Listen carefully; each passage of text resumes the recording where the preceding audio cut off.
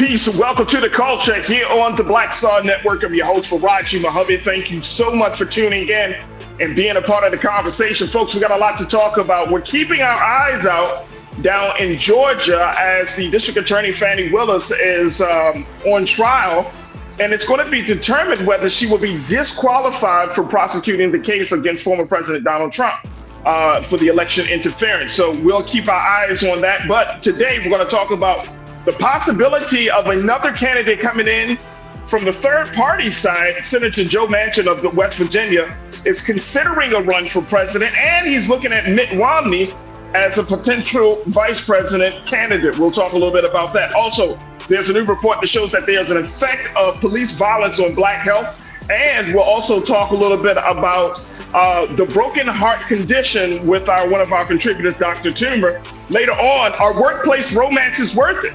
Looking at what happened in Fani Willis, we're going to check in with Coach Trinette Collier-Green to get the latest on this, like how those little trysts can turn into potential trouble. So we'll talk about that and so much more. Stay with us. It's all happening on today's edition of The Culture right here on the Black Star Network. Let's go.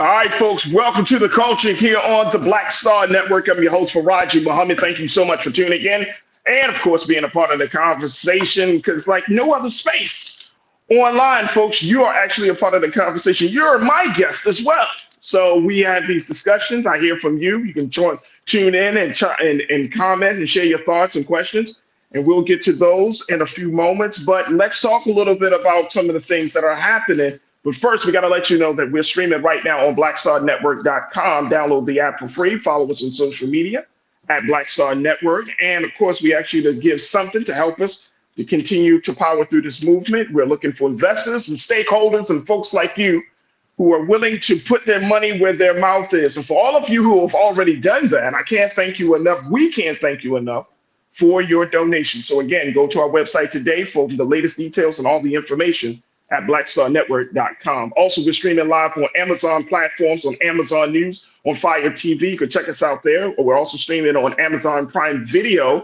where you can check us out there under Live TV, The News, or find us on Amazon.com under Prime Video, then Live TV, The News. We're also on the Freevee Network, where we're on now under News for Black Star Network. And we're on Plex TV 24 hours a day, 7 days a week. Just search for Black Star Network or find us under Live TV, The News, and Opinions. Now, we're also streaming, folks, on Roland Martin's, Big Brother Roland Martin's social media platform on his Facebook page. So check us out there. Big shout out to the crew on the Facebook page. Big shout out to the crew on the X platform. Let's get a little, there we go. Let's get them horns.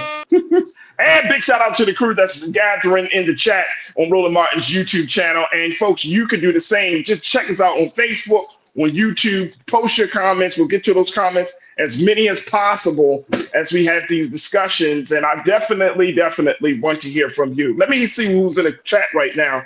See which person is not watching Fani Willis being streamed on Black Star Network and on Roland Martin social media. The Apex Girl, Damon Blissett, I see you. Pauline Hunt, I see you. Tiana, I see you. Who else we got? Arlene Starks. I see you, Arlene. T. Cannon. Hello to you, T. Cannon. Thank you for joining us. Who else? Official Sanika. I see you. Big Brother Willie Frazier's doing its thing. Duh-oh is in the building. I hear that. Deidre Hall, I see you. Man, make sure y'all do your due diligence when you come into the chat. Make sure you hit that thumbs up and get them algorithms working on our behalf. But we truly appreciate y'all for joining me today. All right, let's talk about it again, folks. We're actually doing some different streams. Like if you go onto Roland Martin's YouTube channel, you'll find that we're streaming now the proceedings, the hearing under for the District Attorney Fani Willis. She is sitting down. This is live of what's happening in Georgia right now.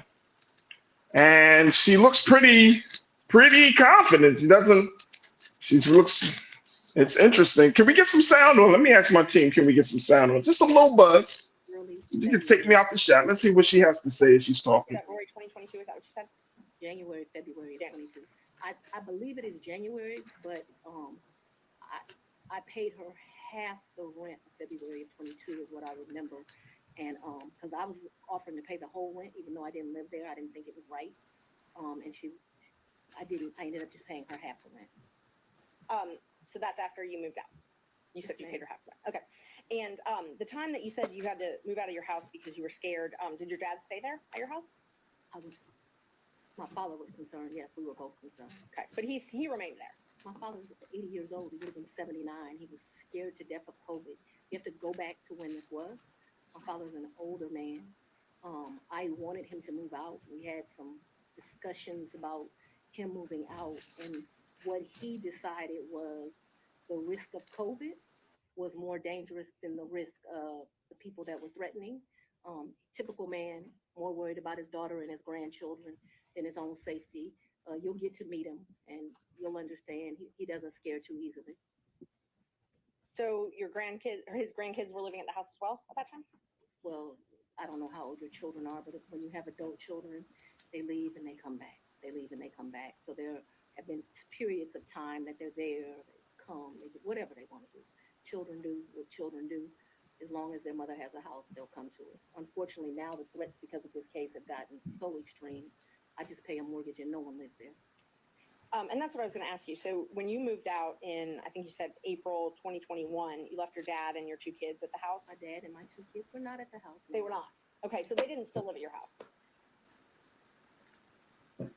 My youngest daughter certainly did not live there. Okay. My oldest daughter would come back and forth. I can't say month for month when she was there or when she was not there. I know that she has been there post me moving out. At this time, no one is at my house. So at some point after you moved out for the safety reasons, at least one of your children did come Ms. back. Manchin, can we get to either the Yeah. relationship or the Sure. financial benefit? Yes.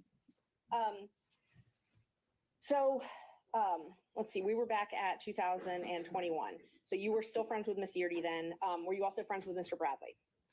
I've never been friends with Mr. Bradley. You've never been friends with Mr. Bradley? No, I don't consider us to be friends. I don't dislike Mr. Bradley, but I don't consider us to be friends. Is he someone that you would have in your phone and you would message with? I might have text messaged him. Okay. Would you text message him and Mr. Wade on the same conversations? I don't recall doing that, but if it happened, it wouldn't surprise me. Okay, so that wouldn't surprise you, the three of you. Okay. How frequently would you think that the three of you would have texted? Not very. I wouldn't think very often, but you're asking me to recall. I don't even know what time period you're asking me to recall, but I'm not going to speak to that because I just really don't know the answer to that. So I don't want to speculate as to how often that would happen. But it's not out of my practice to text two people on one text message. So if you told me that happened and showed it to me, it wouldn't surprise me, although I have no recollection of it. But there would be some record of it in your phone, or the phone records would have some record of those texts. Perhaps.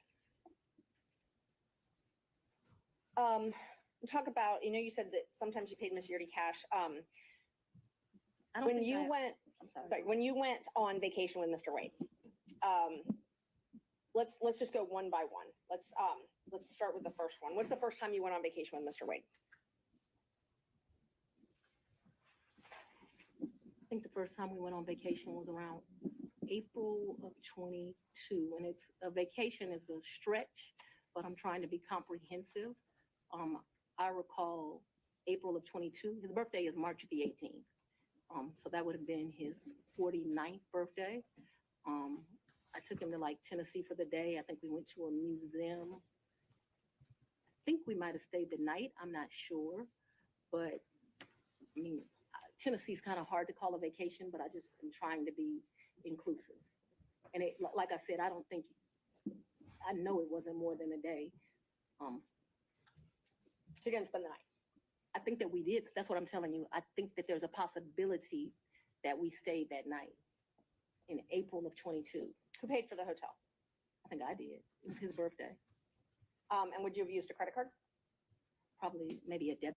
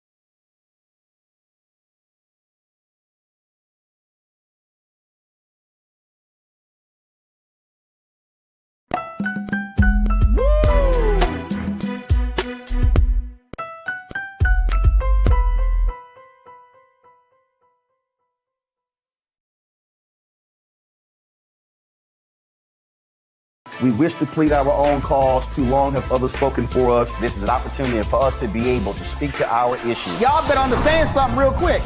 We ain't going nowhere.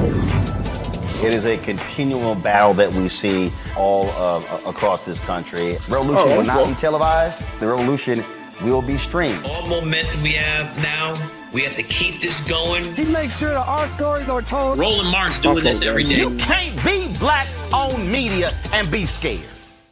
Check this out. Joe Biden and Kamala Harris are investing a record $7 billion into HBCUs. Billions for campus improvements, grants, and debt relief. Billions more for HBCUs. Endless possibilities for us. Black Star Network is here. Oh, no punch! I'm real revolutionary right now. Thank you for being the voice of Black America. All momentum we have now, we have to keep this going. The video looks phenomenal. See, there's a difference between Black Star Network and black-owned media and something like CNN. You can't be black-owned media and be scared. It's time to be smart. Bring your eyeballs home. You dig?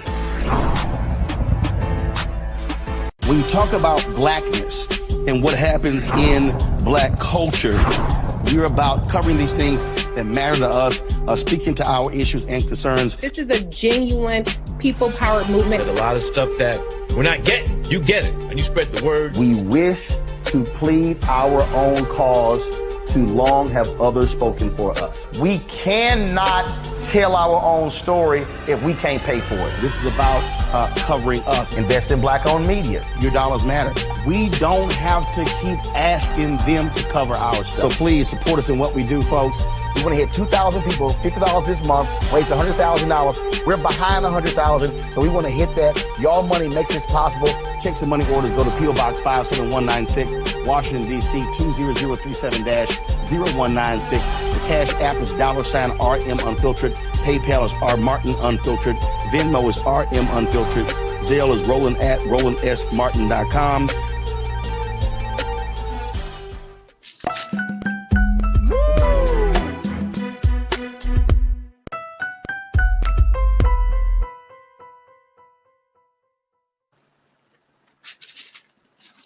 All right, folks, now we're back. All right, welcome back to the culture here on the Black Star Network. I'm your host, Farajii Muhammad. Had to get through that little sound bump. All right, but we are back. Let's talk a little bit about, just very quickly, I wanted to show that to you. That is happening as we speak, talking about the case of District Attorney Fani Willis that is being streamed right now. You can check it out at Big Brother Roland's social media pages, on his YouTube chat. Go check us out on Black Star Network. But this is interesting. This is very, very interesting. And I know that who we have here. You don't like my music. You pointed out something. I just want to kind of get a couple of your comments very quickly. You don't like my music. You said this is such a distraction. It is, and it may not be. I don't know, depending on how deep the rabbit hole goes in terms of this situation, and more importantly, the impact, the implications of it. But I don't think it should take away. I think that this situation is separate from what Donald Trump has done. That doesn't take away from that. But so to your point, it is a distraction from that, like as if the ruling on Donald Trump's case was impacted by her personal business. No, it was not. It was not. That is just added to that situation. It just added to that situation. Jean-Pierre, you said, sadly, I have a feeling that she will step down from this case and another prosecutor will take over the case. And this might go into next year. Wow. Wow. I hope that's not the case. I hope that's not the case. But that's a very real concern, Jean-Pierre. Cindy D, my sister, I didn't forget about you, Cindy, but you asked the question, will the case go away? That's the issue. No, it won't go away. That is not the issue. So it will not go away. So we will see how it will go. T. Cannon, you said, my only prayer throughout all of this is that the crook Donald Trump goes down one way or the other. I don't care. It's a shame why they're doing this to that lady, and they only doing it because of Donald Trump. with or without Fannie. Yeah, absolutely. Absolutely. It is a shame that it got to this place. It is a shame that it kind of takes us off away from the situation, but it's another hard lesson. It's another hard lesson that when you're in these type of moments, when you're dealing with these type of folks, when you are where the stakes are so high, and you heard in her testimony just how far she had to rearrange her life just because of the threats and the extreme nature of the threats, that she said, I just pay for a mortgage, but I don't actually stay there in my home. I don't know if anybody can imagine that, right? And I certainly couldn't, paying for a place that I can't even stay in.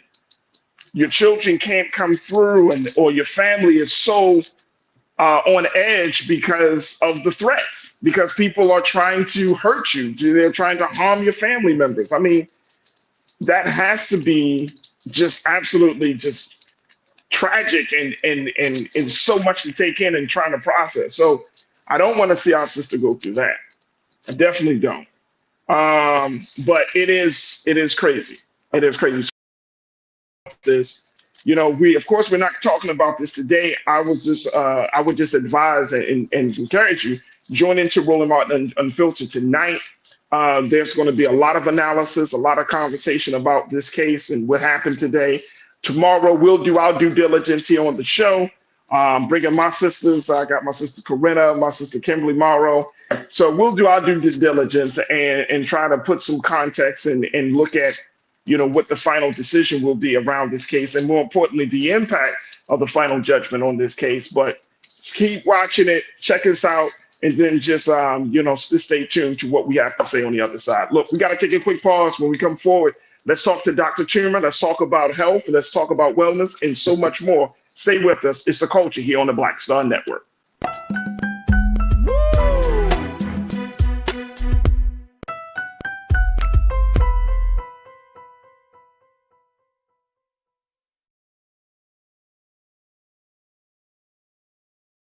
When you talk about blackness and what happens in black culture, we're about covering these things that matter to us, speaking to our issues and concerns. This is a genuine people-powered movement. There's a lot of stuff that we're not getting. You get it, and you spread the word. We wish to plead our own cause.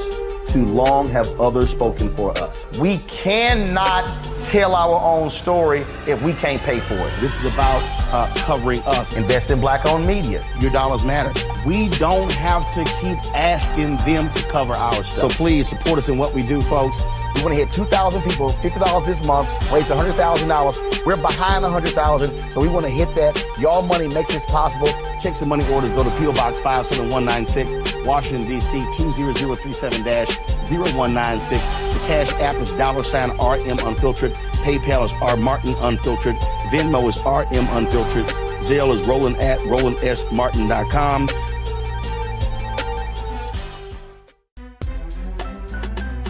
I'm Farajii Muhammad, live from LA.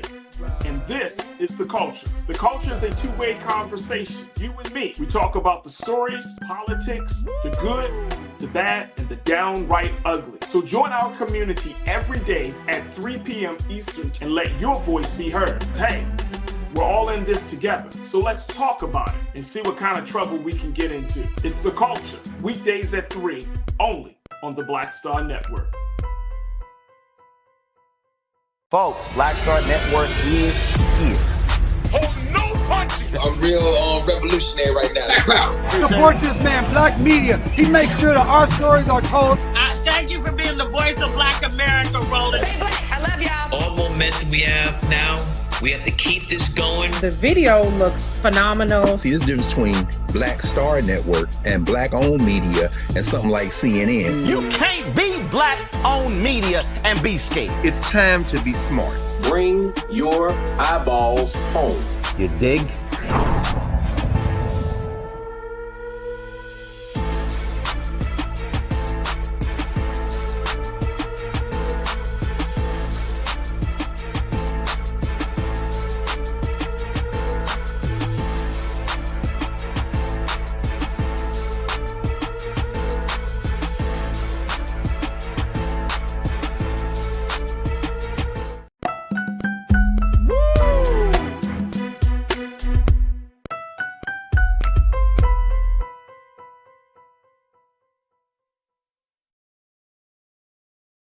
All right, folks, welcome back to the culture here on the Black Star Network. I'm your host, Farajii Muhammad. Thank you so much for tuning in and being a part of the conversation that's been streaming live on blackstarnetwork.com. We're also streaming on Big Brother Roland Martin's social media pages. So if you are check us out on Facebook and on YouTube, you can find us there. So big shout out to all of the crew that's gathered on those spaces, as well as the X platform. We would love to hear from you from all those different places. So make sure you post your comments, share your thoughts, ask any questions as we have these discussions. All right, folks.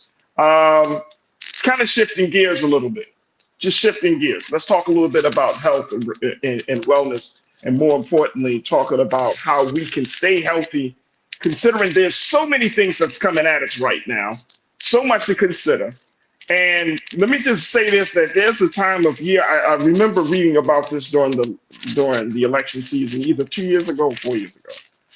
But they talked about that when there are high stakes elections around, people's, anxiety, depression, all types of stuff comes up. So we gotta address all of these things, especially as we get closer to November.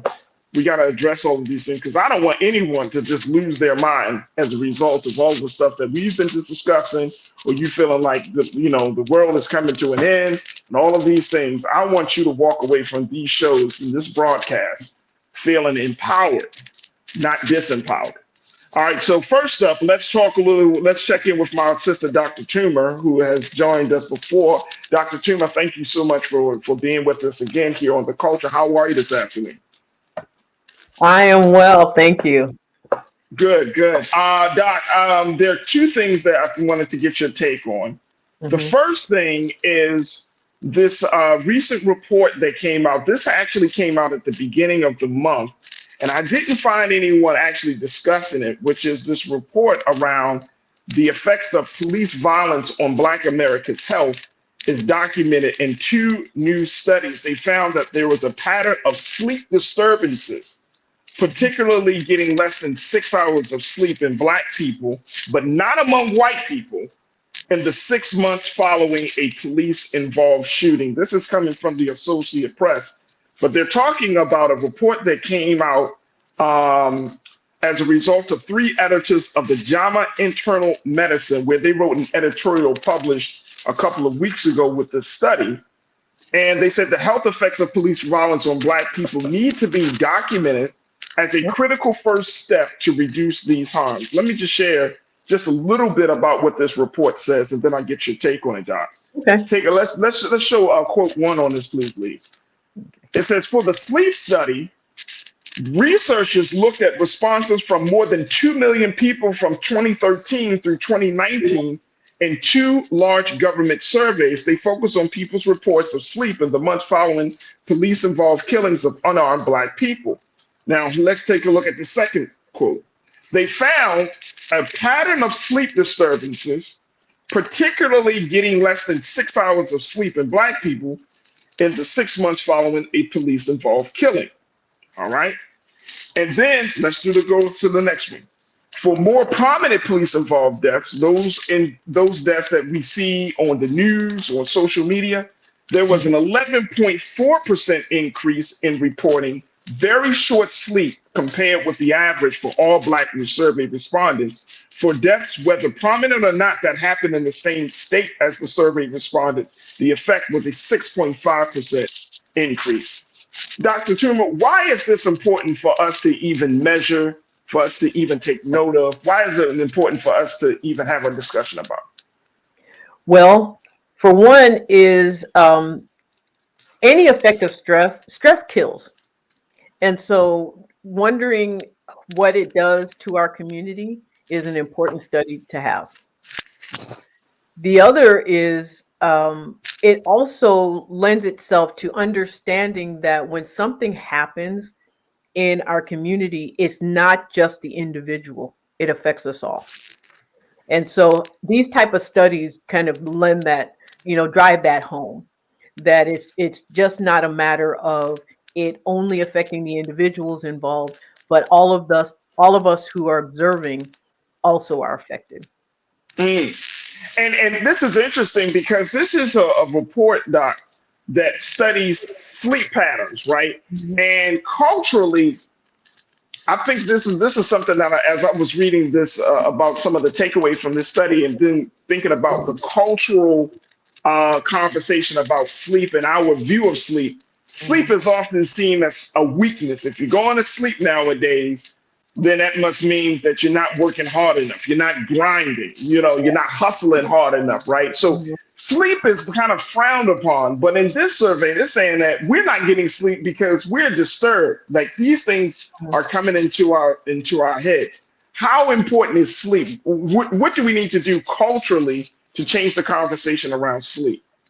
Well, what we need to do is recognize, one, educate ourselves. I think that there's a reason that executives or people in high power, high stress jobs tend to die younger or have higher rates of heart attack, higher rates of suicide, higher rates of cancer and other diseases, chronic diseases. So, they're all connected.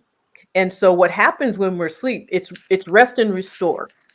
We have two sets of the way our body functions. We've got fight or flight, which we need to protect ourselves in a situation where we are under attack. And then we have our rest and restore, which happens during our sleep. It's to restore ourselves, restore our energy, restore. And if we don't get enough of it, none of that gets restored. We're already in a heightened state of fight or flight anyway, just being Black in America.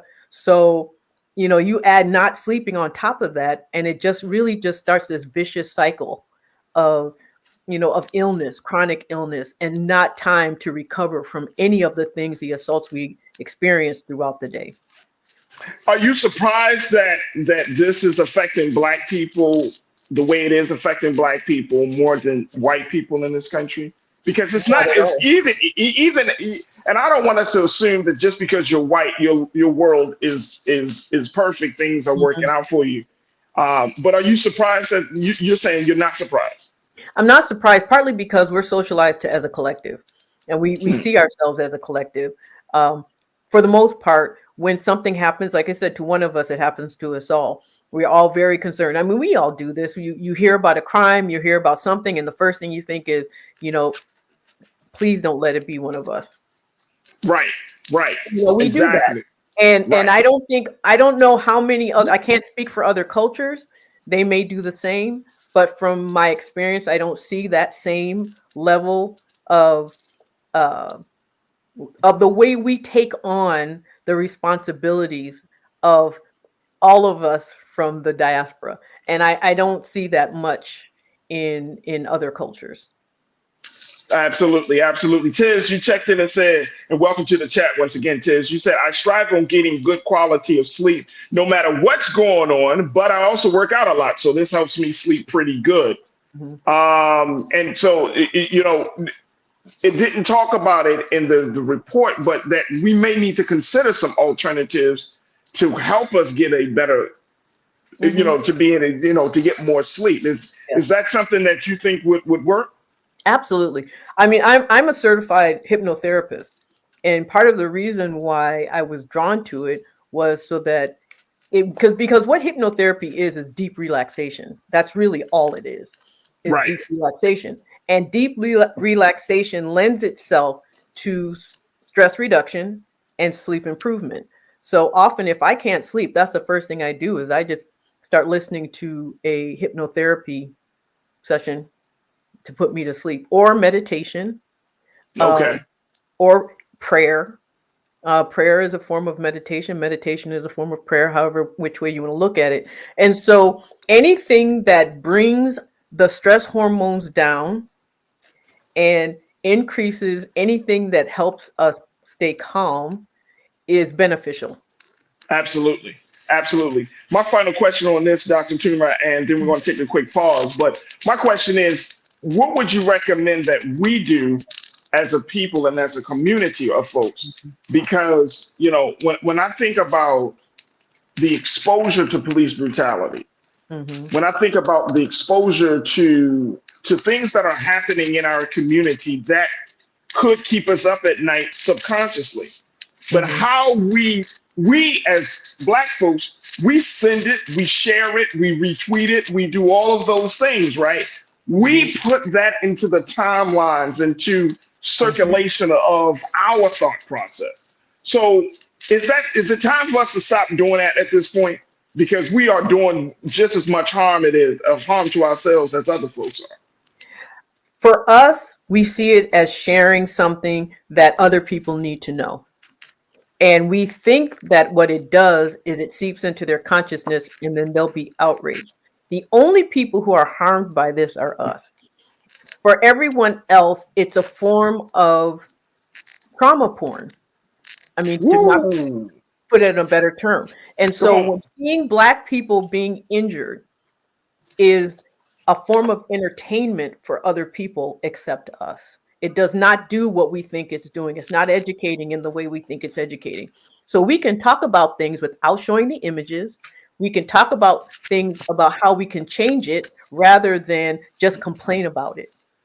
And that, so that's an important thing for us to do. I know it's hard because we're in this time where we just share everything and we show images, but really those images are very damaging and they do not educate in the way that we need them to. I will never forget, Doc, seeing Rodney King, seeing him being beat down. That's when it started. I was like a teenager. I was a teenager, and I never forget seeing it. I never forget. It made such an indelible impression on my brain that I have never seen that. Like, it stuck out for me. Like, this Black man is getting beat down on the side of a California highway, and nobody is stopping, and we just get, and it just blew me away. Because it wasn't just the imaging, it was the imaging because it was the first time we'd ever seen anything like that on television. Right. Now it's like a daily occurrence. We see people being killed on TV, being images of people being, lives being taken away, and those images, and it's numbing people. It's almost to the point where you read, even like now, what's going on in the Middle East, you read, 1,000 people were killed, children were killed today, and people just read it and flip. I'm like, think about what 1,000 people are. And you remember, Doc, at the beginning, I know we got to take a quick pause, but remember at the beginning of that attack, then once Israel responded to Hamas and all of that, and then we started to see social media being flooded with all these images of dead children and bodies and all of those things, right? And of course, it's not police brutality, but it does speak to the oppressive nature of systems and policing and all of those things. And it's like, after a while, to your point, I think it becomes hard for people to feel. It becomes this thing where we're so numb that it's just like, it's like we're even asking for it. So if we come onto this show and I describe a scene from a horrific experience, or a beating or a shooting or some sort of killing, I will literally get some people to say, well, do you have the video? Yeah. See, and unfortunately, we are in an age where it's like, we need proof. However, they're given AI, given all the other things and all the editing that can be done, you can't even trust those really. And in fact, they're true. Obviously, we know many of them are true. The problem we run into is that we also have a genetic component. We have a genetic reaction to trauma. Yeah.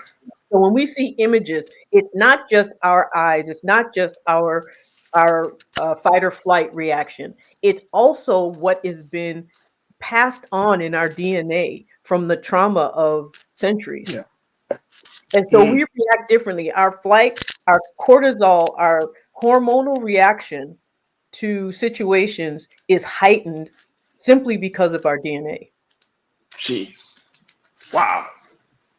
That is that packs a lot of punch, because if our DNA is interrupted or it is compromised because of trauma, then the way we see the world, how our body responds to it will follow. Man, that's heavy. So if That is anyone's, heavy, Dr. Tuma. it's called epigenetics. They can look it up.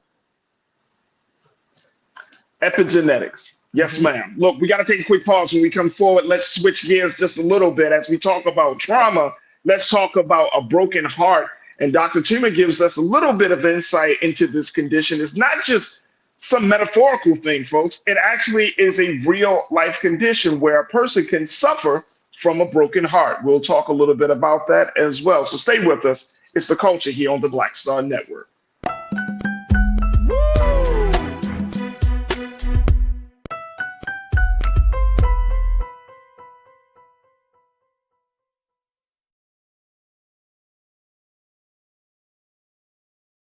Pull up a chair, take your seat.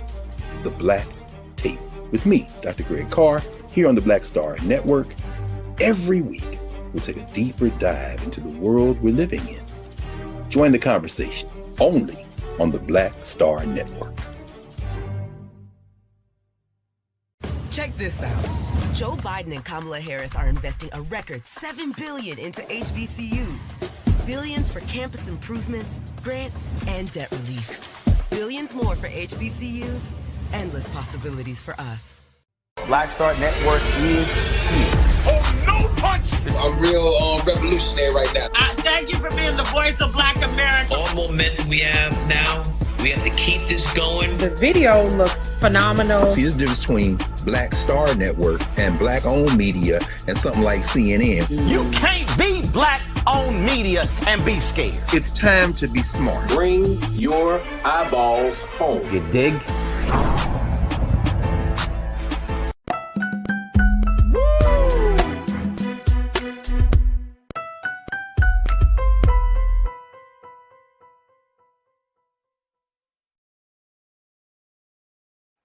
All right, folks, welcome back to The Culture here on the Black Star Network. I'm your host, Farajii Muhammad. Thank you so much for tuning in.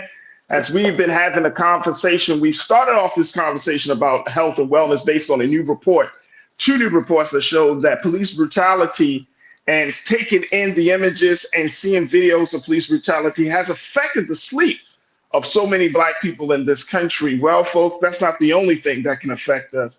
As we talk a little bit about the importance of sleep, let's also talk about how our heart takes on situations of life, the ups and downs of life. And so many times you might have heard this, I'm sure many of us heard of this condition where somebody might say, oh my gosh, this person is suffering from a broken heart. Well, folks, this is not just some made up condition. This is very, very real. And here to join us and talk to us about this is our physician and hypnotherapist, Dr. Tuma, to talk a little bit about the importance and really how we can prevent from suffering from a broken heart. This is, when I first heard about this, Dr. Tuma, I thought to myself, like, really? You can really like die as a result of a broken heart. What is that condition specifically? What does that entail? So there are, and unfortunately, of course, my brain is like, there's a Japanese name attached to it. However, what the physiology behind it is, it's just a stress reaction. So what happens when we're under stress or when we're under any type of stress, emotional stress, physical stress, and our blood vessels tighten. There's a hormone that goes up in our system. Well, 3: cortisol, epinephrine, and norepinephrine. Those are our fight or flight hormones. They're good if you need to fight in the immediate, but if they stay high long term, if it becomes chronic, what that does, part of what they do is they shut down small vessels. Our heart survives on small vessels. So when those vessels get shut down, then our heart does not get enough oxygen, and anything in our body that doesn't get enough oxygen dies. So what's generally the cause of that? Is it just stress? Is it trauma? What's the cause of your heart getting to that place? All of the above. It's really just a matter of what your body does in the face of trauma, in the face of adversity.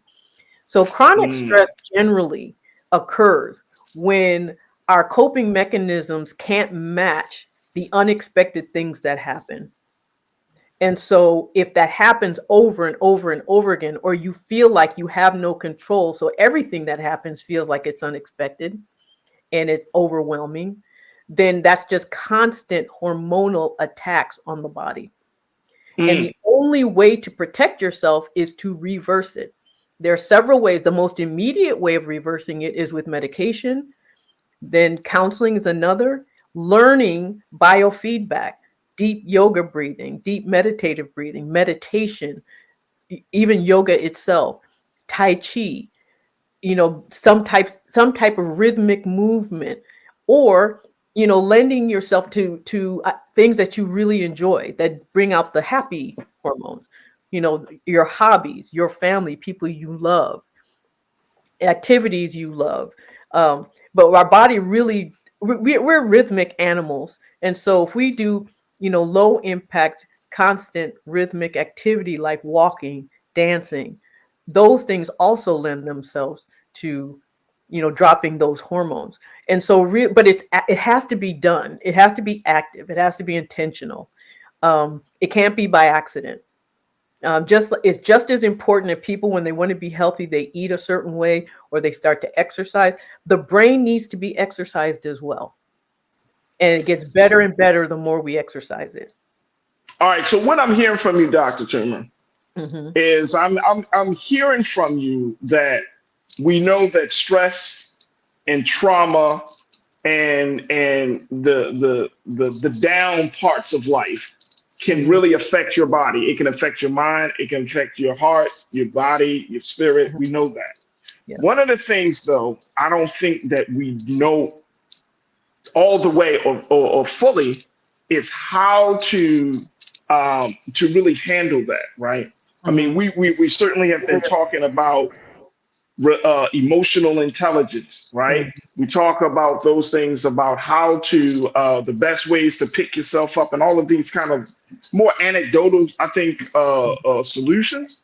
Yes. But when you're talking about how to handle stress, how to handle trauma, I think if you were to ask anybody that's watching this show, how do they do it? You probably get 1,000 different answers. Yes, but they all do the same thing.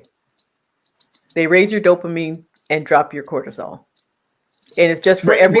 But even with that though, and I guess that's the question, Doc. Like even with that, there's a healthy way of doing that, and then there's an unhealthy way of doing that. Because some ways that if whatever your vice is, unhealthy way of doing it. Right. Well, illicit drugs are an unhealthy way of doing it. Prescribed drugs are a way that can be done. It can be used also. I think that being tested to see how much damage is being done, knowing it's one thing to prevent, but there's also you need to stop something, while it's happening. And like I said, there's immediate ways of stopping things and there's long-term ways of stopping things. And you go after the immediate first, just so that, it's sort of like what I say, it's like pushing a boulder up a hill.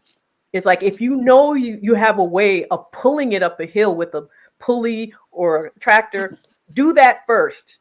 Once it's up there and you're sure it's not going to roll back down the hill, then you can start working on other stuff. But the most immediate thing is to do what's necessary to stop it.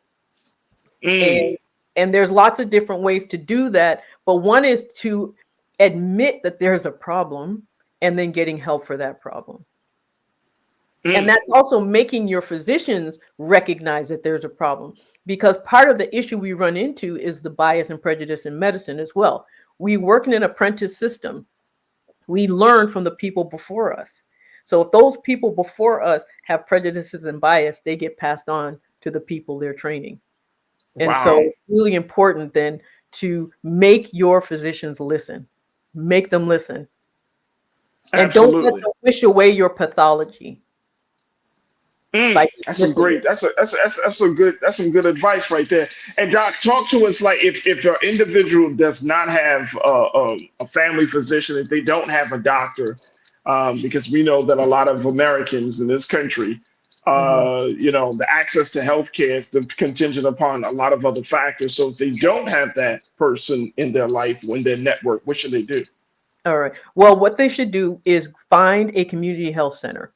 One of the things that I've done from the time I graduated from medical school is work with the underserved or the under insured or the non-insured. There are places in this country where you can get health care based on a sliding scale. It's you pay based on your income. And so you can see a physician whether you have insurance or not, and it's based on your income. And these are physicians who are trained, often taking care of the sickest of the sick. And so, they will help you. I was one of those doctors for many, many years.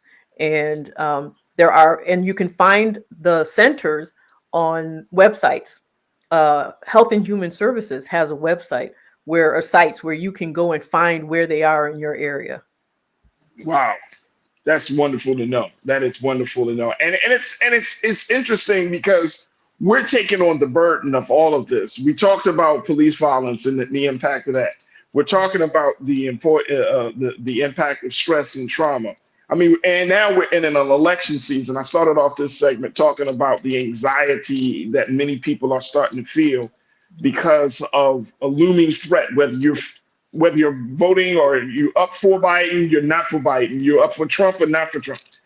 And there's this intensity, this probably collective anxiety that many folks in this country are feeling right now. What would you say to any one of us who are like, we don't know if we can make it through November? Hell, we don't know if what 2024 will bring to us. Mm-hmm. I think a lot of it has to do with distraction. I think the November elections distract us from what's really going on, in that neither one of them are a good choice for us, really. I mean, one's a one choice and a worse choice, but that's not necessarily a good choice. That doesn't necessarily mean our lives are going to change that much. Again, that's a long-term look at something that can be taken care of in the immediate. And the most important thing to do, I mean, really, you just walk around like a serenity prayer. Grant me the serenity to know the things I can change, to know the things I can't, and the wisdom to know the difference. And so some things you just can't change. And some things are going to be the same no matter who's in office. And so what you do is you learn how to change the effect of those things on you. That's the most immediate thing. Absolutely. Absolutely.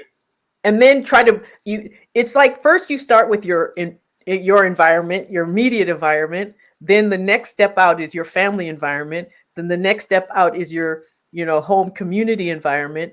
Then you move out, but you start here first and then worry about what's going on the outside, not the other way around. Essentially, you start with creating and establishing peace within and taking it out. That you can't look to other people. You can't look to other places. Peace has to start from within. You have to be settled within yourself. You have to be not so much, but then not to blame the person, but but just to say that things are going to come at us. They always have. We come from a people who are so resilient that, these little things that are happening in life, those are new problems that would have been non-problems or nothing to who we come from. And so the main thing really is just to learn how to not let things affect you. Then you learn how to make those things change after that. But as long as they affect you, you become weakened to the ability to make it change. Okay. I understand. Dr. Tuma, it's always a pleasure to talk to you. I know that you're doing some great work. You have, of course, you've learned traditional medicine, but now you are in the work of using holistic and alternative healing for patients. How can folks get more information about the work you're doing? On my website, drtoomer.com. That's drtoomer.com. And I'm also on YouTube. I do a lot of educating on YouTube as well as Dr. Toomer, and they can find me those two places. Awesome. Dr. Tuma, it's always a pleasure. Thank you so much for being with us today. We truly appreciate it. Well, thank you for having me. I enjoyed it. Absolutely. Folks, we got to take a quick pause. When we come forward, we're going to check in with the inspirationalist, Coach Trinette Collier, as we talk about, we're seeing what's happening with this Fannie Willis case and how this case is moving forward. But I wanted to have a conversation about workplace romance. Is it even worth it? Now that we see what's going on with our sister Fannie, oh my gosh, are you rethinking? Now you gotta tell me if you got a little work husband or work wife or something like that, but are you thinking twice about making a move in the workplace? We'll have that conversation and so much more on the other side. So stay with us. The second half of the culture is coming at you right here on the Black Star Network.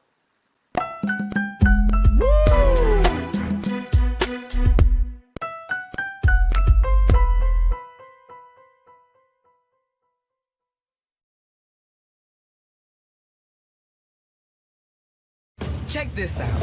Joe Biden and Kamala Harris are investing a record $7 billion into HBCUs. Billions for campus improvements, grants, and debt relief. Billions more for HBCUs. Endless possibilities for us. I'm Deborah Owens, America's Wealth Coach, and my new show, Get Wealthy, focuses on the things that your financial advisor and bank isn't telling you, but you absolutely need to know. So watch Get Wealthy on the Black Star Network.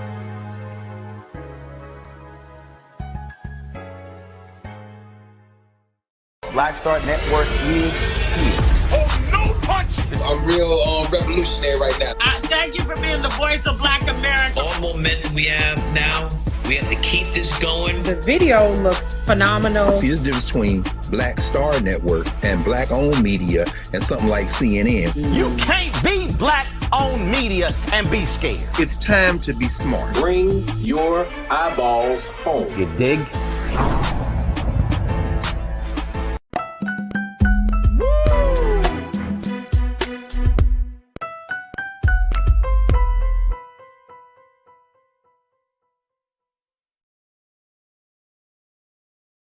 All right, folks, welcome back to the culture here on the Black Star Network. I'm your host, Farajii Muhammad. Thank you so much for tuning in and being a part of the conversation. And we've been having some good discussions as we just checked in with Dr. Toomer, who's a hypnotherapist and physician, talking a little bit about some health and wellness things that we should keep in mind as we get through our days. Now, I'm going to check in with the inspirationalist.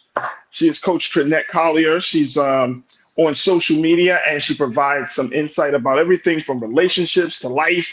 And we're always happy to have her. She joins me every Thursday now at 4 p.m. Eastern time to talk about some of these big hot topics, trending topics around relationships and so much more. So, Coach, welcome back. How you feeling this afternoon? I'm good. Happy Thursday. How are you? I'm good. Happy Thursday. We're keeping an eye out on the situation down that's happening in Georgia right now. We know that the case of our sister, District Attorney Fannie Willis, is happening. And it looks like she's still on the stand. She's been on the stand for some time. Oh, wow. Answering questions about the nature of her relationship with prosecutor Nathan Wade, who she brought onto the case around for the Trump interference case. Yeah. Breaking down everything, Coach, from timelines of when the relationship started, who started the relationship, what was the situation, like what was happening at the time, where they went. I mean, a lot of details is being brought up in this particular case, and I wanted to have the conversation. Let me see. Let me see if we can go into. Let's get some sound on this, please, Lee, as we hear what Fannie Willis is saying. Paltry rate. I did have family law cases. I guess that's what they're talking about. And clients who couldn't pay their bills ain't clients. So my question was just if this was a fair and accurate representation where it says you were trying to make it month to month at that point. No, I don't think that is actually a fair and accurate representation, but I am certain that after the 2018 election, I'm still not really happy about having given up that $50,000. You know when you paid your tax lien? I don't. You don't? You know if you paid it? I know I've paid some taxes. I don't know. I don't want to speculate. Did you tell anyone at Fulton County Board of County Commissioners about your relationship with Mr. Wade? No. Did you disclose your relationship to anybody at Fulton County?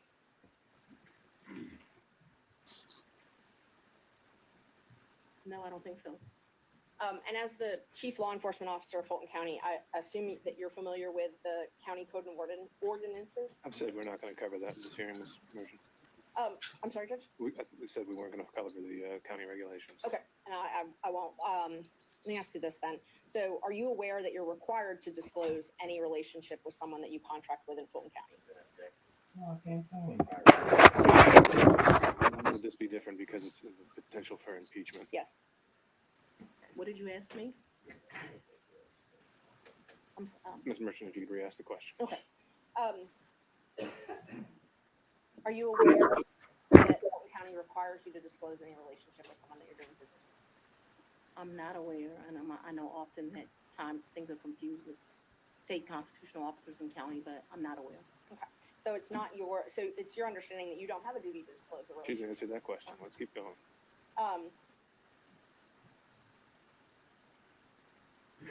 Did you keep track of this cash that you paid him at all?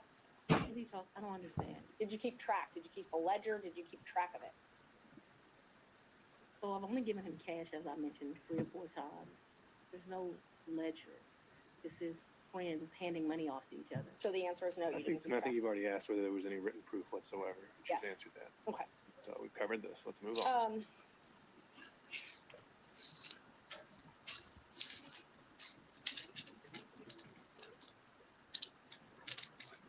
Who are you referring to when you suggested that Mr. Roman's motion to disqualify was racially motivated? We already said we're not talking about the forensic. It's been alleged. And just so the record is clear, I don't believe I said that his motion was racially motivated, so I don't want that. Ooh. That's a lot. Let me just say this. Let me say this. This is before we jump to the conversation. It's so funny. We both were like, whoa. Okay. If I just had I need some water or something. Chris, did y'all see that? Did y'all hear that? Just if I gotta go through all of that for a relationship, oh my Lord. Oh my gosh. I'm not sure about that. And that's, well, here's the thing, Trinette. Here's the thing about this. One is whoever this prosecutor is, whoever this lady is, she sounds like she's falling apart. She is getting. I mean, when the judge got to keep intervening, like we covered this, we keep up. Let's go, move on. We covered this. Let's move on. We already said we weren't talking about this. Yeah. Like, oh, like you. If she's the prosecutor for the other side, then Fannie Willis has a chance.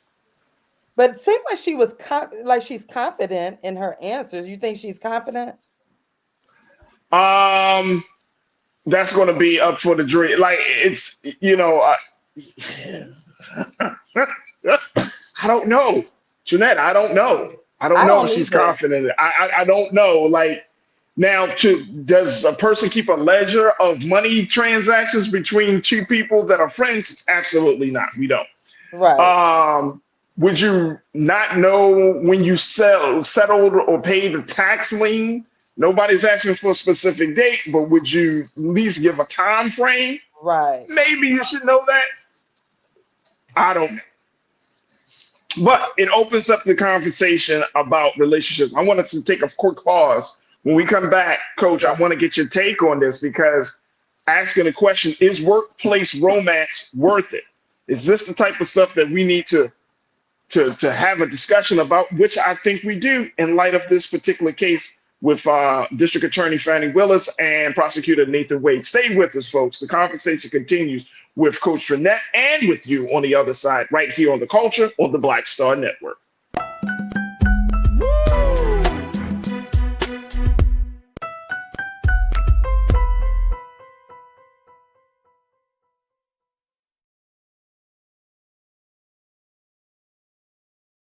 Check this out. Joe Biden and Kamala Harris are investing a record $7 billion into HBCUs. Billions for campus improvements, grants, and debt relief. Billions more for HBCUs. Endless possibilities for us. Folks, Black Star Network is here. Oh, no punches! I'm real revolutionary right now. Support this man, Black Media. He makes sure that our stories are told. Thank you for being the voice of Black America, Roland. I love y'all. All momentum we have now, we have to keep this going. The video looks phenomenal. See, this difference between Black Star Network and Black-owned media and something like CNN. You can't be Black-owned media and be scared. It's time to be smart. Bring your eyeballs home. You dig?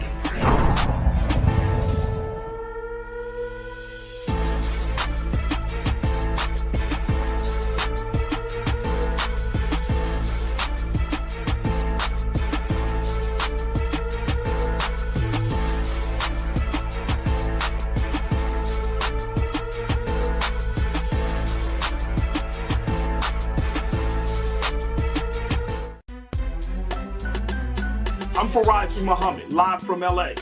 And this is The Culture. The Culture is a two-way conversation. You and me. We talk about the stories, politics, the good, the bad, and the downright ugly. So join our community every day at 3 p.m. Eastern and let your voice be heard. Hey, we're all in this together. So let's talk about it and see what kind of trouble we can get into. It's The Culture, weekdays at 3, only on the Black Star Network. When you talk about blackness and what happens in Black culture, we're about covering these things that matter to us, speaking to our issues and concerns. This is a genuine people-powered movement. There's a lot of stuff that we're not getting. You get it, and you spread the word. We wish to plead our own cause. Too long have others spoken for us. We cannot tell our own story if we can't pay for it. This is about covering us. Invest in Black-owned media. Your dollars matter. We don't have to keep asking them to cover our stuff. So please support us in what we do, folks. We want to hit 2,000 people, $50 this month, raise $100,000. We're behind $100,000, so we want to hit that. Y'all money makes this possible. Check some money orders. Go to P.O. Box 57196, Washington, D.C. 20037-0196. The Cash App is $RM Unfiltered. PayPal is R Martin Unfiltered. Venmo is RM Unfiltered. Zelle is Roland at RolandSMartin.com.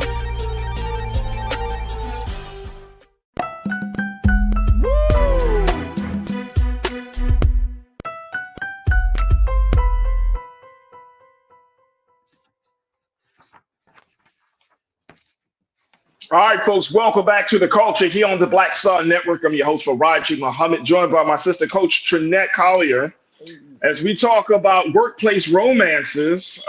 We know today, and we've been just showing you just some footage from the ongoing hearing of District Attorney Fannie Willis down in Georgia, who is on trial.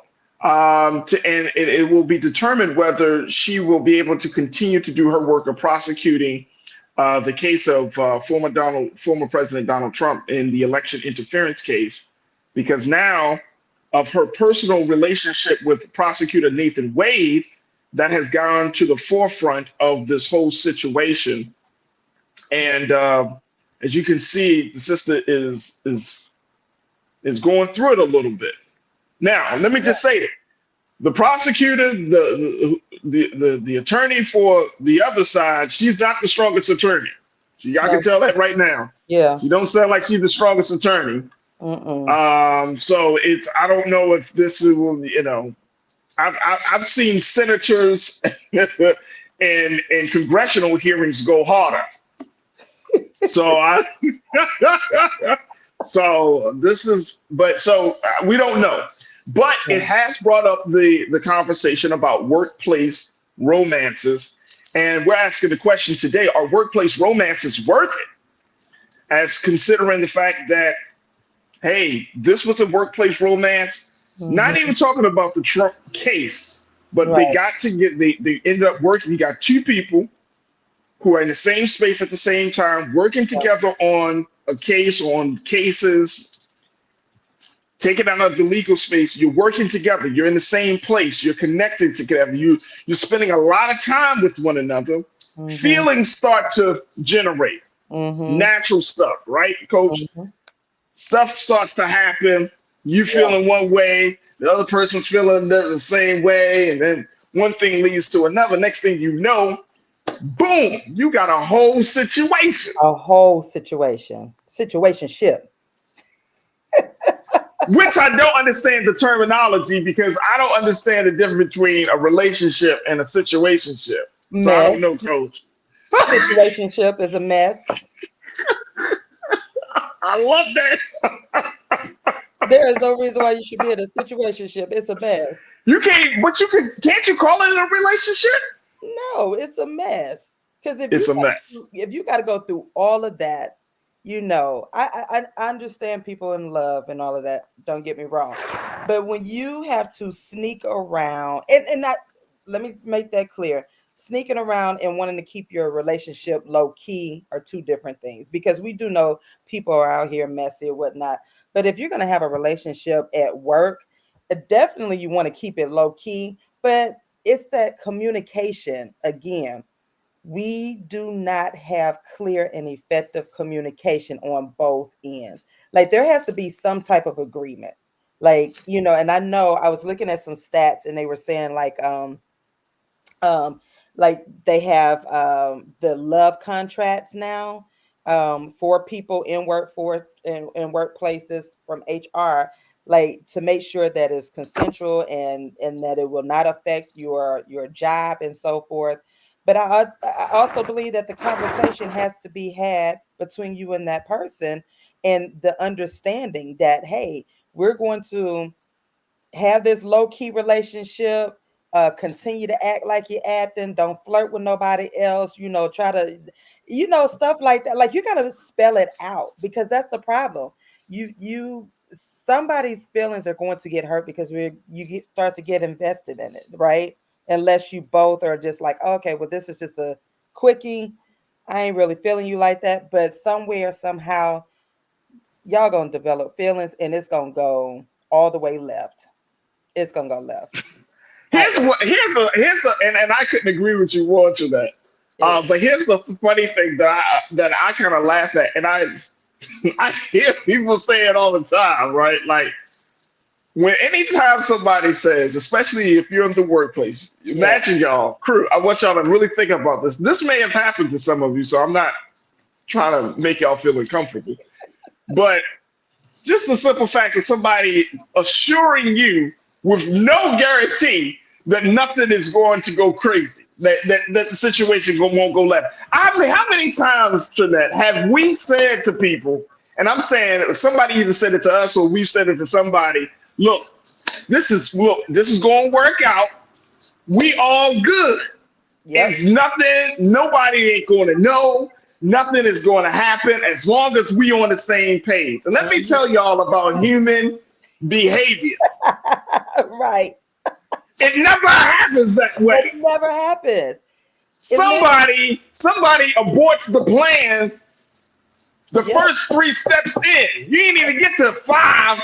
As soon as you abort the plan. So one interaction, and then that only takes one interaction, Coach. And then next thing you know, don't throw in no sleeping together. Oh Lord. Lord.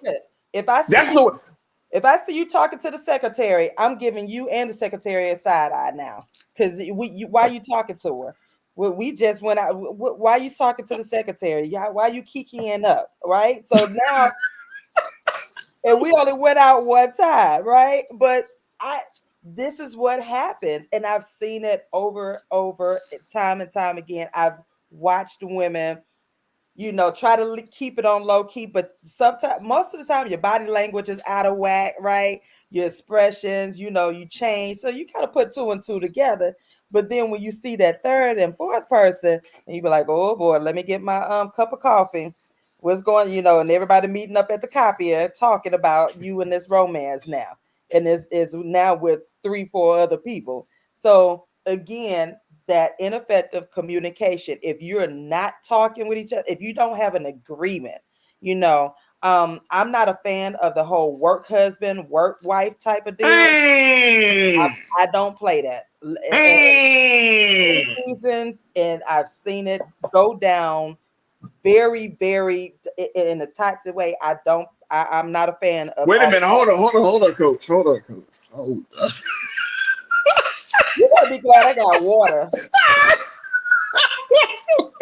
I'm not laughing because it really isn't funny because this stuff can ruin people's lives. And look, what we're seeing with Fannie Willis is one of those extreme. It probably started off innocuous. It probably started off just. And when the question was asked, when the question was asked, did anybody know about? And I'm saying about our sister Fannie. Did anybody know about this in the Fulton County's DA office? And she kind of looked around and was like no. But of course you got people that know. You got nosy people everywhere. Everywhere. They have seen it. They have witnessed it. There is always somebody watching, right? And we in Atlanta. First of all, everybody knows something. Everybody knows something. Everybody knows something. Okay. This is in Atlanta. Everybody knows. That's how. Hey, look. That's how it was in Baltimore. There is not a place that I knew everybody in Baltimore. So everybody, like you know what they say, the world really is small because somebody knows something about your situation, right? And I just feel like when it comes to workplace romance, you can happen because I do know some couples who they met at work, and they have very thriving marriages and whatnot. However, again, those conversations have to take place. Boundaries have to be set. And then usually a lot of times one person will leave that company, so that it won't become confusing or whatnot. So I do know some couples who have worked together. And so I know a couple like that too. Yeah, so it can happen. However, I'm thinking you have to be in that committed relationship. You know what I'm saying? And you have to have an understanding, like, this is my boo, and this is the person I'm with, and that's it. Because you do have people on the job who's going to try you in that area. Let's keep it. Well, here's the other thing. There's a couple of dynamics that you're speaking about, and I think we're going to take a quick pause in 30 seconds. But I want to go back to that point of work wife, work husband. How, as a woman that works in the relationship coaching space, yay or nay? Do you engage in creating those type of relationship? That's my work husband, work wife. Do you even do it? Nope. Don't do it. And what's the biggest reason as to why we shouldn't do it, Coach? Why are you asking to have a work husband when you got a whole husband at the house? Why do you need a work wife when you got a whole wife at the house? Because this is what happens. You're going to talk. You're going to have some, marriages go through things, right? And if you feel comfortable sharing your pillow talk, I call it, you sharing your intimate details with this work person, work romance or whatnot, that person, it's an opportunity for them to come on in. And boom, they're going to be there for you while you're going through your trials and tribulations. I have not yet to see it happen the opposite. Everyone that I've witnessed over time, it has not been played out right. And you begin to cross those boundaries because there is nothing set. There is no boundary set. Because again, your spouse, that's the difference between you having your friends, right? Your friends, but that whole work wife and work, because that's a title that for me, I hold sacred. There's no other husband. What do I need a work husband for? You have a best friend or a friend, that's different. But at home, no, we're not going to do that. I'm sorry. We're not going to do that. We're not going to do that. No. That we're not, and that because when that situation goes wrong, then we'll have a different conversation about workplace violence. Exactly. Because yeah. Because no.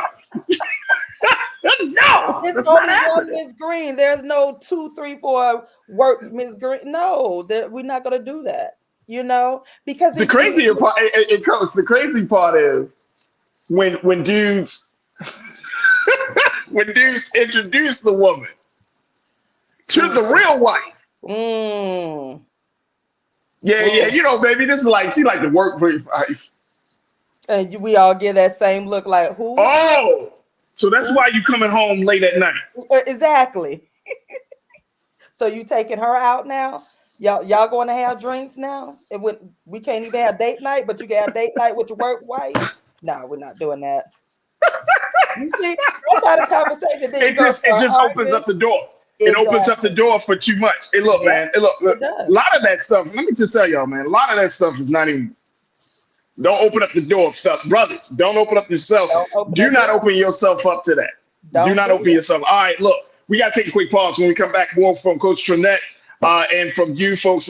Folks are checking in as we talk about the romance, workplace romance, and is it worth it, and so much more. Stay with us. It's The Culture here on the Black Star Network.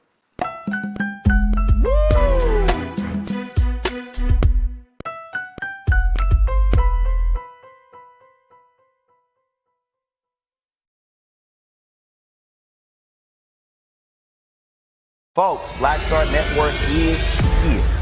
Oh, no punches. I'm real revolutionary right now. Support this man, Black Media. He makes sure that our stories are told. Thank you for being the voice of Black America, Roland. Stay black. I love y'all. All momentum we have now, we have to keep this going. The video looks phenomenal. See, there's a difference between Black Star Network and Black-owned media and something like CNN. You can't be Black-owned media and be scared. It's time to be smart. Bring your eyeballs home.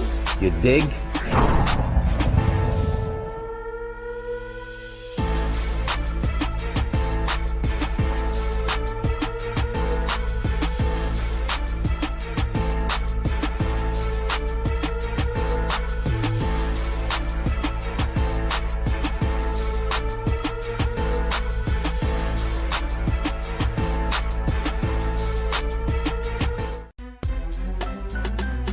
I'm Farajii Muhammad, live from LA.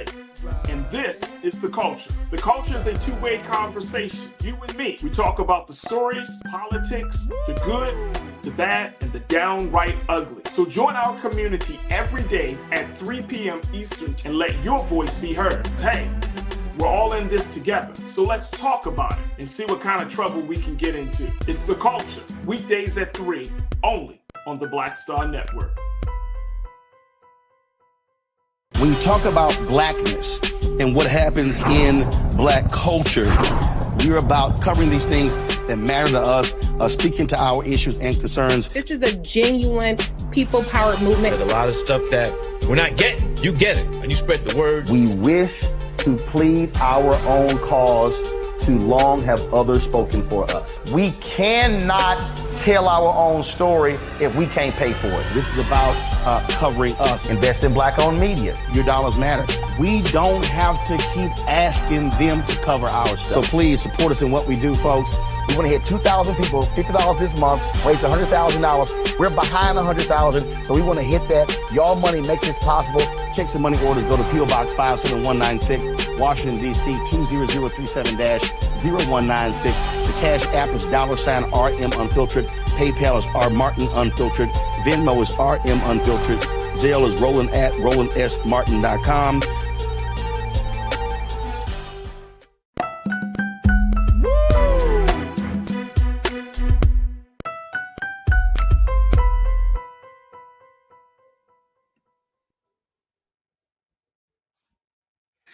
All right, folks, welcome back to The Culture here on the Black Star Network. I'm your host, Farajii Muhammad, and I'm joined by my sister, Coach Trinette Collier, who is the inspirationalist. She is a life coach, a relationship specialist, talking to us about workplace romance. And we're asking the question, are workplace romances, are they even worth it, folks? And considering that this is the core of the situation with District Attorney Fani Willis, we wanted to have a conversation, and hopefully we have this in a very, very mature way. That's Fani Willis sitting on the stand for her trial, for her hearing that could potentially, if it goes bad, she could be disqualified from prosecuting the case against former President Donald Trump, all because of her workplace romance with prosecutor Nathan Wade.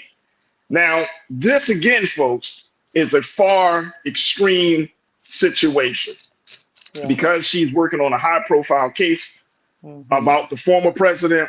Because of the nature of her position, it adds a level of complexity to the case of whether she ethically, and her ethics were questioned, the finances around the case were being questioned on how they're used. So it just opens up a Pandora's box.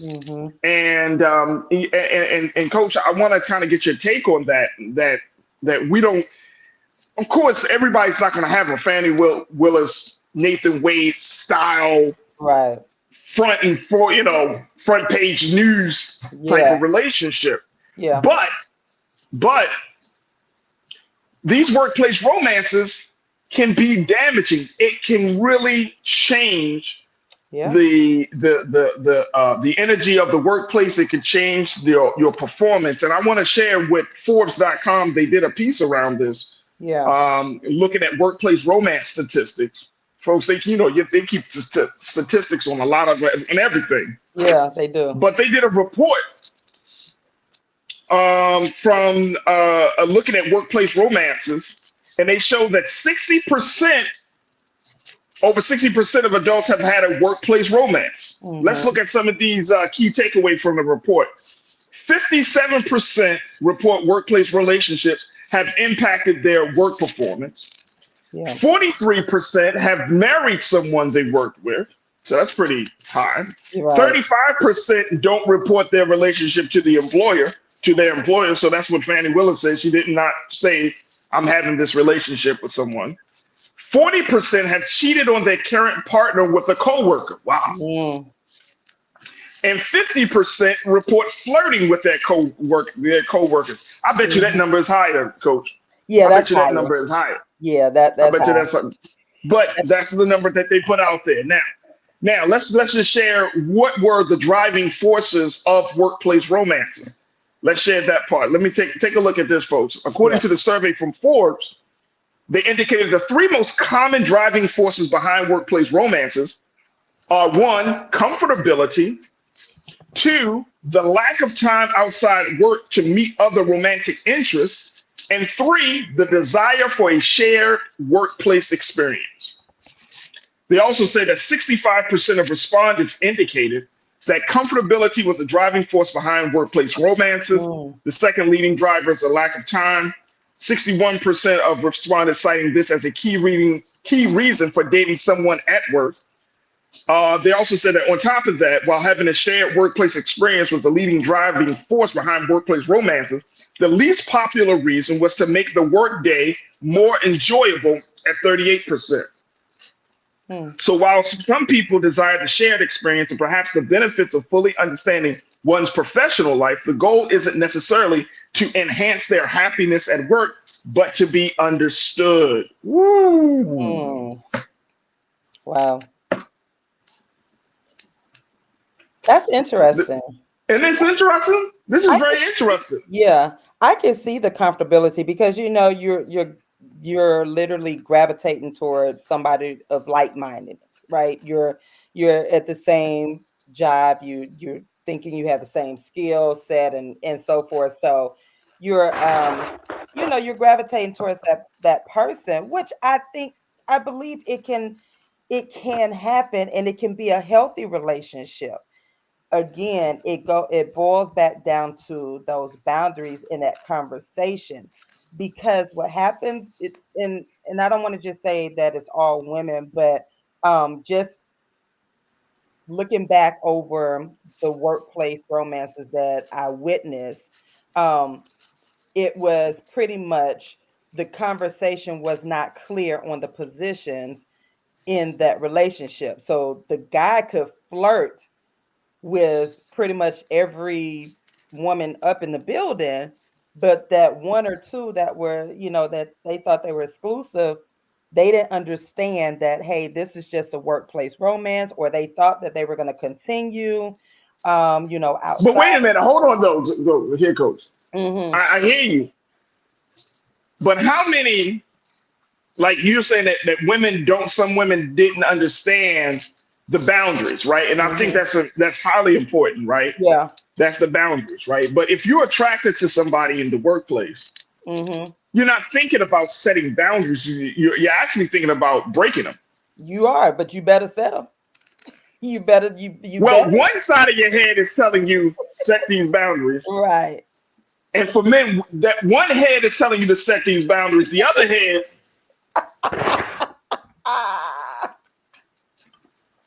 And that's why we get in trouble. Let me give you my Cat Williams look. The other head is like. And that's why things go left. Because I mean seriously, because people lose their jobs, man. Like people lose their jobs. And I think that we also need to say this is outside of your socioeconomic status. This is not like if you have a corporate job, if you have a white collar job. These things are carpeted, whether you're working at a factory, a warehouse, whether you're working in a boardroom, wherever you are, these things come up, right? Attraction happens wherever. Right. Especially when you have a place where there are a few men and you have some men up in the building where there's a lot of women and you find out. Where's that? In my former occupation. With workers now, you know what? No, now when I think about it, no, wait a minute, hold on. Now I think about it. In the teaching profession, in the schools, let's take a drink. Big. I've witnessed them. I've seen that. Because I've seen it. Everybody's trying to sneak around. The conversation is not had. You're thinking because you do things because it's all fun and games, Coach. It's all fun and games.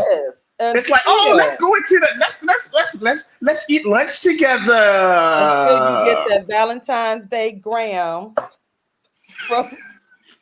or you at the school dance and you see him just hanging out or just sitting by the concession table or something with that person, and you start to your feelings. I've tried to tell y'all you can't do it. You cannot do it. You can do it, but you have to have that honest conversation, which I always go back to. That communication is key. When I say spell it out. Hey, let's just hang out. What do you like doing on Friday night? This is what I need. What is it that you need and want? Okay, look. I agree with you. I'm sorry, Coach. I'm not. And look, this is real serious, y'all. I'm not trying to make it because people lose their relationships, they break up their homes, they lose their jobs, their source of income. All of that is at stake, right? Yeah. As we're seeing with the Fannie Willis situation, there are some very serious consequences when you don't know how to establish those boundaries, and more important, and I think they did that in the beginning, right? But when you're going up against an individual like a Donald Trump, right? It's who plays very dirty when he's being confronted, right? Yeah. So he's going to do whatever he needs to do to win, and I think that's what the situation is that we saw, right, with that particular case. Yeah. But there are people in the workplace that are always watching us, especially if you're the type of individual, and I've seen both men and women be this type of individual. Right. In one way, you're putting out there, you got this beautiful family, and you got the pictures of the family on the desk, and you know what I'm saying? Even the family, the husband or the wife comes up to see you, and all of this thing. But then on the other hand, you flirting with. And the misinterpretation, everybody interprets it differently. A lot of times, I've seen it where men are innocently, just giving a compliment or whatnot. And sometimes it's, mistaken for flirting or whatnot. And then again, the feelings get involved. And this is what we don't want to admit. the feelings getting involved because, again, going back to those boundaries were not set in place from the beginning. And like you said, we're thinking, we're attracted to each other, and we're thinking, oh, well, like, I like him, he likes me, vice versa, whatnot. And you don't think about anything else. You're just thinking about that moment. But that moment can really create chaotic moments in the place. And again, you don't know who else this person is talking to or having relations with. And so that's why, like I said, you have to have those candid conversations. And that is the part that we don't want to have. And I'm guilty of that at one point. We don't like to have those conversations because we really don't want to know the truth. We really don't want to hear the truth that this could go. That's real. It could go very bad and it depends. Because in her case, I would think that you would have someone on your team to like literally go through your past, go through whatever with a fine-tooth comb and try to patch everything up, like you said, because you're dealing with this individual who's going to come for the blow, in every which way. So let me clean up whatever I need to do.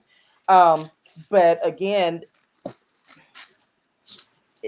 you just have to be careful with these workplace romances. You really do. And then on the flip side, you don't know the minds of other people. You understand? That's the part, Coach. You don't know the minds of other people. It can be innocent. It can be really, really cool. But when you're ready to break it off, I have literally witnessed that. You say no, and now you have cases of stalking. You have harassment. You have, and this becomes serious, and this is real. That is real. And it's not just from the woman; it can be from the man. No, I get that. Because the conversation didn't happen the way it needed to be. So again, it can be innocent. It really can, and it can work out. I know some people who, like I said before, they've had workplace romances and they're now happily married or whatnot. But for the most part, it takes a lot of maturity to handle that. Yes. You know what I'm saying? It takes a lot of maturity, and we got to take another quick pause, but we got to be real that once sex enters the picture, once intimacy enters the picture, the game has changed. Like, we adults here, so we can talk about it like this. Y'all know, once sex and intimacy enters the picture between two people, that's it. The game is over, baby. It's different rules. Now you got to establish new rules, right? Yes. Because you're working together. So now don't let oh Lord, don't let him put it down. Don't let her put it down. Because then that thing is going to go all around. It's going to be a problem. Right. It's going to be a problem.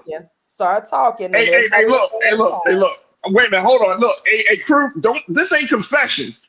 So please don't come in the chat. Y'all want to talk. I mean, y'all want to share. This is y'all story. So, Pauline, I see you, my sister. Pauline said, look, she going to keep it real. Pauline always keeps it real. Pauline Hurt, you said, I've had several workplace relationships. Did not end well. Listen, that's reality. Pauline, I hate you, my sister. Hey, keep it real. It don't end well. No, and I'm not saying they always. We're seeing the numbers. It's just, you got to keep it real. Cindy D, you say set your boundaries. Don't have sex, yo. Don't do it. Don't do it. I'm not trying to make light of this because people's lives are taken up. And I'm going to my sister Karen. Thank you, Cindy. Karen, you said another serious problem is the chaos inter-office romance create. There is disruption in your office when the lovers fight. The staff cannot concentrate. It's bad for business. It is. It is very bad for business. And this is what we see. Not this part of the inter-office romance in terms of disruptions or fights or anything, but it does cause a disruption. This Fannie Willis situation caused a disruption. And it's interesting that we're not having conversations like this more in the Black community because we know that this stuff is real. Like you can't act as if like we have our thing. And I'm not talking about any other group of people. I'm talking about among black folk, man. Exactly. We put our life. I could talk as a man. A dude will put his whole life on the line for that. For that momentary pleasure. He'll put it. If he think he got a shot, he's walking in front of a bus. All I gotta do is survive this bus hitting me, and I can get with you. Bet. Come on down the street, number 9. Take me straight out. And we have you there. We have you locked in, and your mind all clouded. Everything's clouded. But until something goes, that conversation happens where I don't want to do this anymore, or a new dude comes in, and now that person is flirting with that you can. It's just you got a new manager. We gotta take a quick pause. We gotta take a quick pause, folks. We'll continue the conversation on the other side. Get some final remarks from Coach Trinette and you. Stay with us. It's The Culture here on the Black Star Network.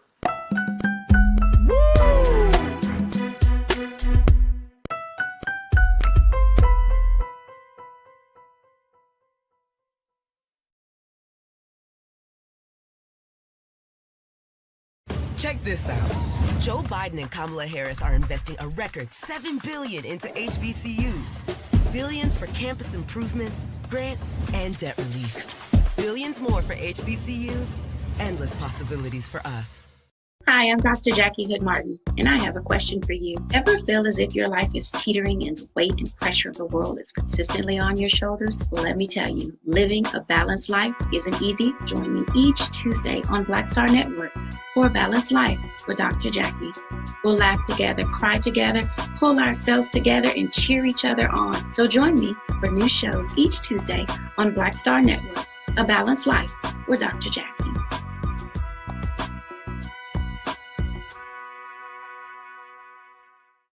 Black Star Network is here. Oh, no punch! I'm real revolutionary right now. Thank you for being the voice of Black America. All momentum we have now, we have to keep this going. The video looks phenomenal. See, this difference between Black Star Network and black-owned media and something like CNN. You can't be black-owned media and be scared. It's time to be smart. Bring your eyeballs home. You dig?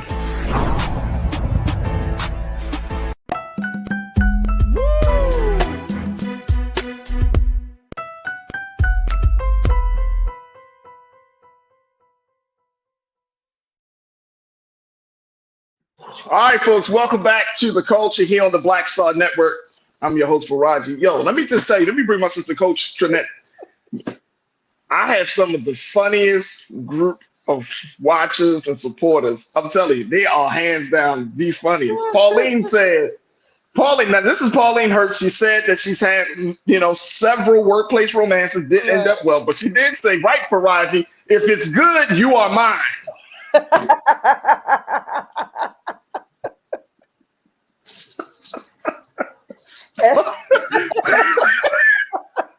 Pauline, like, I'm going all out for that thing. All out. Hey, we're gonna lose our jobs together. It's going down, literally. It's going down. All right, so here's the last part about this whole situation, though. Here's the last part, and look, and again, this is not making light of it, but we really do have to understand, y'all, that these romances can disrupt us in a very, very big way and unexpected ways, right? Yeah. And I know that our sister Fannie Willis is kicking herself right now. I know it. Yeah. I know it. Look how long she's been on the stand. We've been on the air. How long? For over an hour. Yeah. And they're just going through. I mean, could you imagine the show? Being grilled. And so as much as I'm just looking at the person. I'm not talking about the district attorney. Yeah. I'm just looking at the person of Fannie Willis and looking at the person of Nathan Wade. Like at the end of the day, they were two people. They were attracted to each other in a workplace setting. They got things together and things started happening. But this is an extreme case because of the role that she plays, the positions that she's in, who she is, and all of those things. and who she's dealing with. Right. With former with Trump and his people. Right. But these things happen every day in America. Every day. Every day in America. And I want to get your take on this, Coach, because Fannie Willis, she is the district attorney. She hired Nathan Wade as a prosecutor. So I want to talk about the power dynamic very quickly, because when you have an individual who is the supervisor and then you have the person that's for a man. Yeah. If a man is a supervisor and he flirts with a woman, and that's Nathan Wade, folks. Oh. That's Mr. Wade himself. So now he's on his, okay. So it looks like, she's been on for more than 2 hours, Fannie Willis. This is some previous footage. I think this is from earlier, right? And I'm just asking my team. He was first. Then Miss Willis came on. Okay. Now, was he questioned? Was he married during this?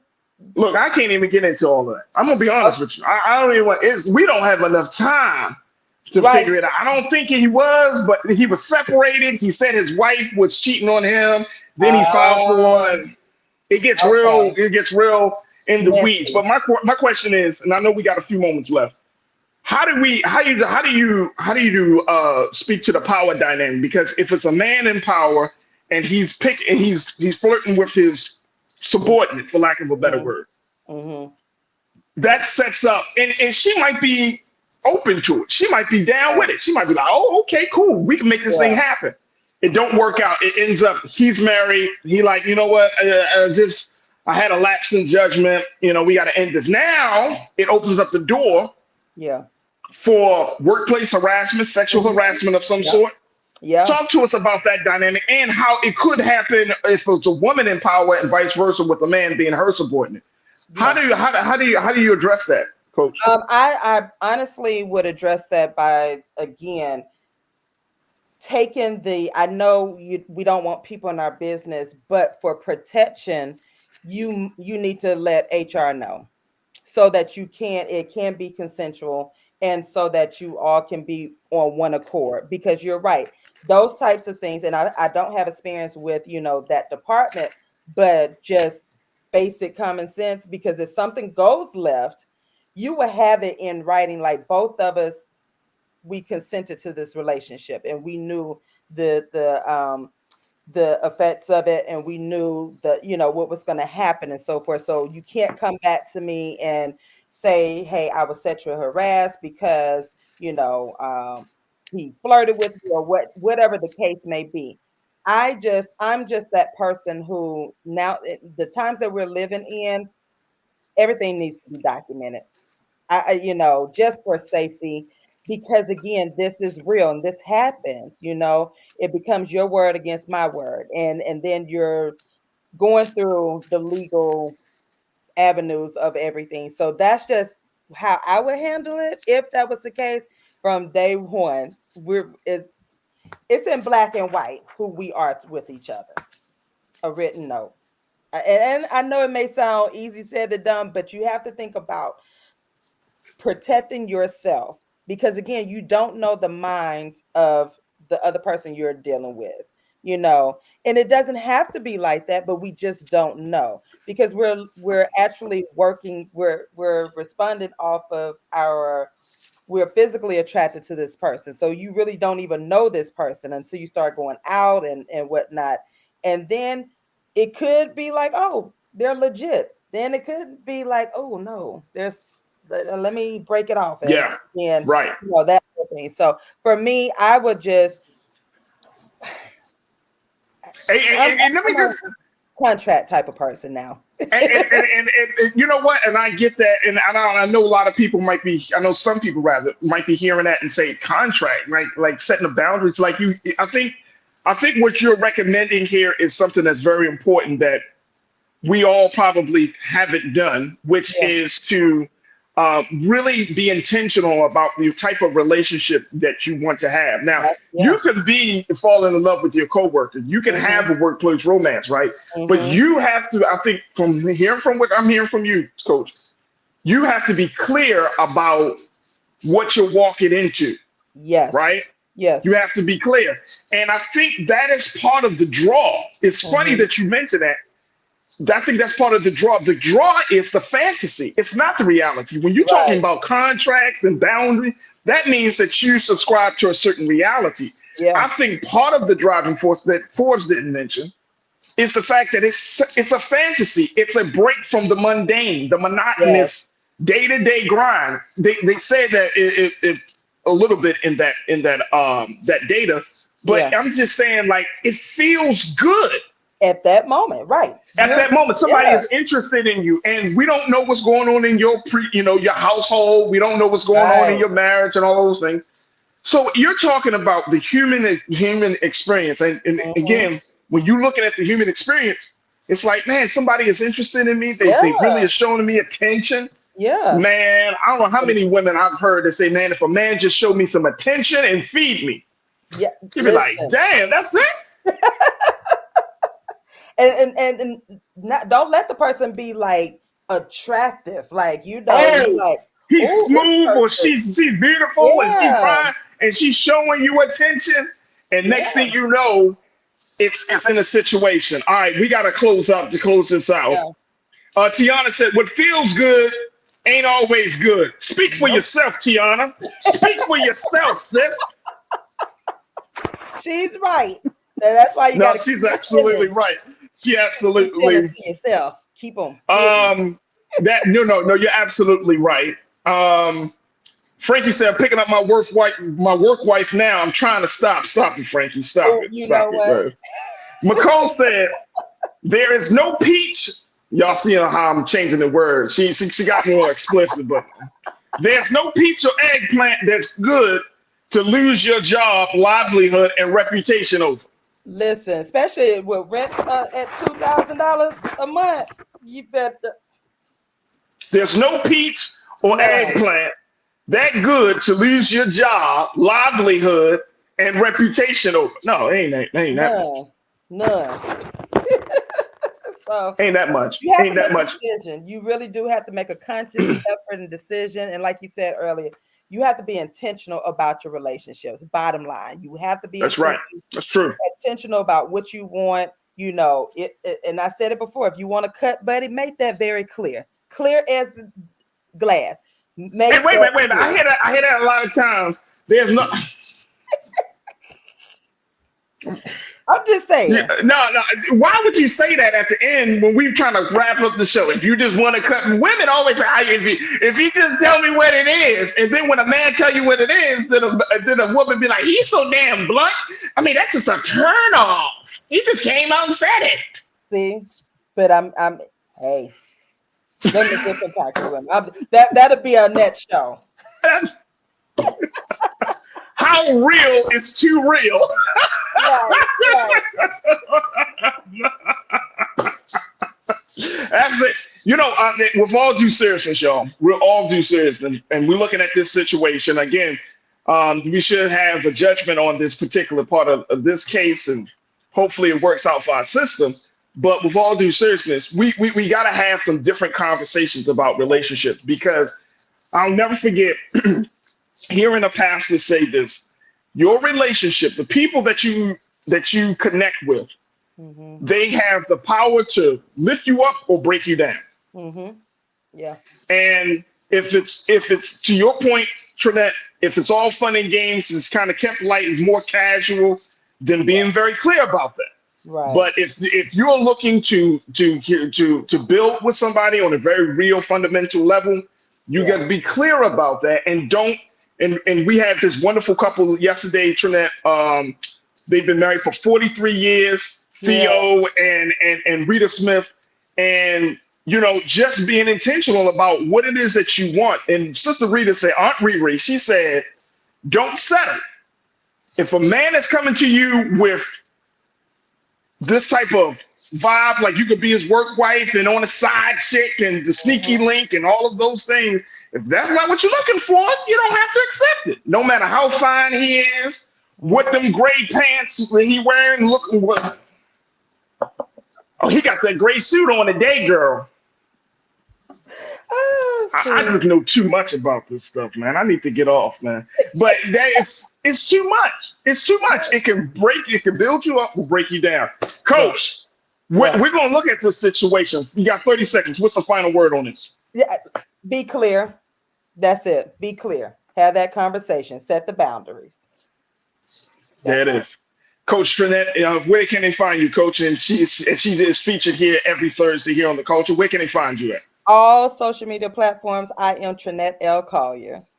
There it is right there. Coach Trinette L. Collier, thank you so much for joining us, sharing your expertise, and more importantly, thank you for being so good for the culture. Thank you.